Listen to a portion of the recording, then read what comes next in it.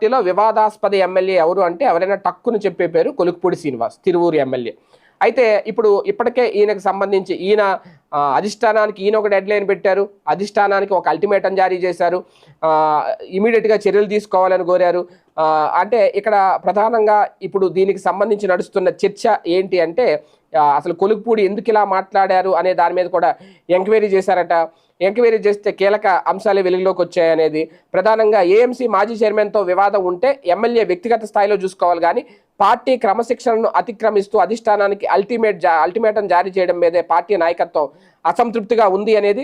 ఇలాంటి ప్రవర్తన కారణంగానే గతంలో కూడా ఆయన్ను క్రమశిక్షణ సంఘం పిలిచి విచారణ చేసింది అనేది. ఆయన వ్యవహారంతో నిత్యం ఏదో వివాదాలు అయితే చెలరేగడంతో పాటు కార్యకర్తలు, మహిళలు కూడా ఆత్మహత్యలకు ఒడిగట్టడం కూడా పార్టీ సీరియస్గా పరిగణిస్తోందట. మరోవైపు ఈయన కాస్తంత దుందుడుకు ప్రవర్తనతో ప్రభుత్వానికి తలనొప్పులు తెస్తున్నారు అనేది. గతంలో బెల్ట్ షాపుల విషయం